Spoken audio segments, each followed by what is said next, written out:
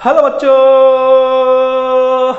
तो कैसे हैं आप सब? उम्मीद करता हूं आप सब स्वस्थ हैं, मस्त हैं और व्यस्त हैं अपने ज़िंदगी में।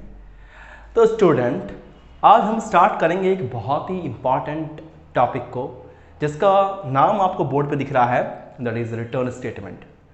रिटर्न स्टेटमेंट के बारे में हमने लास्ट क्लास में एक प्रोग्रामिंग के साथ इसका यूज़ हमने देखा था कि इसको हम किस तरह से यूज़ करके अपने रिजल्ट वाले वेरिएबल को कॉलर फंक्शन के पास रिटर्न करते हैं। तो आज हम उसी रिटर्न स्टेटमेंट के बारे में कुछ और इम्पॉर्टेंट फीचर्स के बारे में जानेंगे, या यूं कहें कि इनके कुछ रूल्स हैं। उन रूल्स को हम आज समझने वाले हैं कि किस किस जगह पर रिटर्न का कैसे कैसे इस्तेमाल होता है और कौन कौन से ऐसे लिमिटेशंस हैं जो हम लोग रिटर्न के साथ समझेंगे। So without wasting our time, let's start.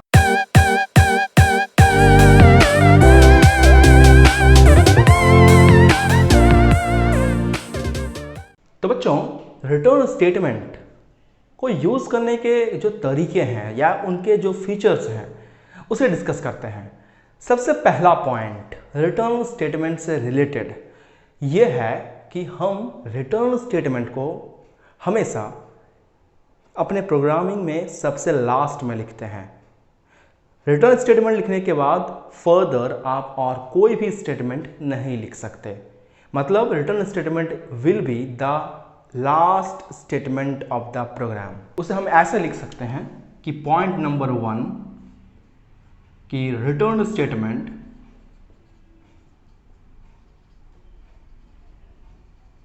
is always used at the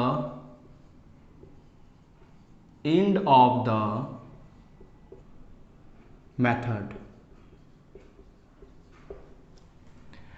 return statement हमेशा मेथड के सबसे लास्ट में यूज होता है। पॉइंट नंबर 2 यह है कि no statements will executed after return statement। no statement will be executed after return statement। Return statement के बाद लिखा हुआ कोई भी स्टेटमेंट एग्जीक्यूट नहीं होगा। फॉर एग्जाम्पल, अगर आप ऐसा करते हो कि सपोज आपके पास एक वेरिएबल है integer a equal to 10 and integer b equal to 20, और आप चाहते हो कि इन दोनों का सम फाइंड करना c के अंदर में, तो आप लिख सकते हो a प्लस b और आप रिटर्न कर दो c को कॉलर के पास, यानी कि जो फंक्शन से कॉल कर रहा है। और आप चाह रहे हो कि इसके बाद एक और स्टेटमेंट लिखना p equal to a into b, तो ये जो स्टेटमेंट आपने लास्ट में लिखा है रिटर्न स्टेटमेंट के बाद, ये एग्जीक्यूट नहीं करेगा। रिटर्न स्टेटमेंट मेथड का सबसे लास्ट स्टेटमेंट होता है। पॉइंट नंबर 3, रिटर्न स्टेटमेंट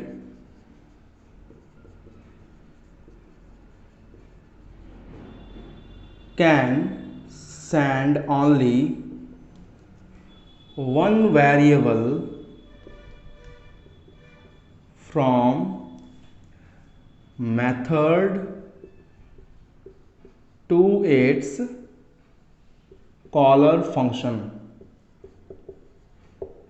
मतलब ये कि हम अपने रिटर्न स्टेटमेंट में सिर्फ एक वेरिएबल ही अपने कॉलर फंक्शन को सेंड कर सकते हैं।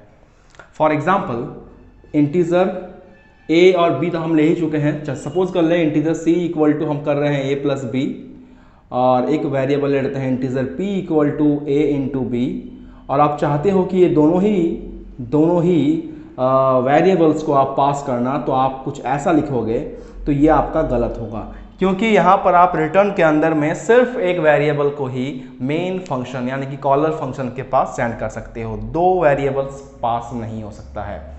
तो ये 3 हमारे पास प्रॉपर्टी हुए। अभी हम लोग देखने वाले हैं प्रॉपर्टी नंबर 4। तो आप कहोगे कि अगर एक रिटर्न स्टेटमेंट के अंदर एक ही वेरिएबल पास कर सकते हैं, एक से ज़्यादा वेरिएबल पास नहीं कर सकते, तो हम 2 रिटर्न स्टेटमेंट यूज़ करेंगे अपने एक ही मेथड के अंदर में, तो ये गलत है।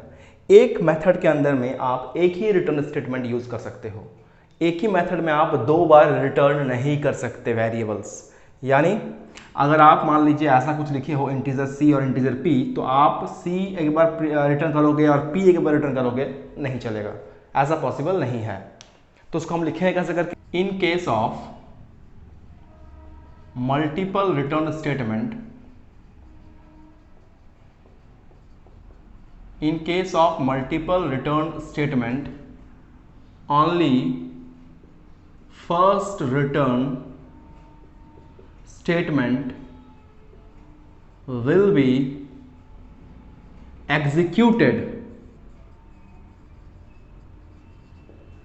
यानी आप c और p 2 आप वेरिएबल्स में अपना कैलकुलेशंस किए हो और आप ऐसा कर रहे हो कि रिटर्न c और फिर लिख रहे हो रिटर्न p, तो ऐसे में क्या होगा कि सिर्फ पहला वाला जो रिटर्न स्टेटमेंट है ये एग्जीक्यूट करेगा, दूसरा वाला रिटर्न स्टेटमेंट एग्जीक्यूट नहीं करेगा।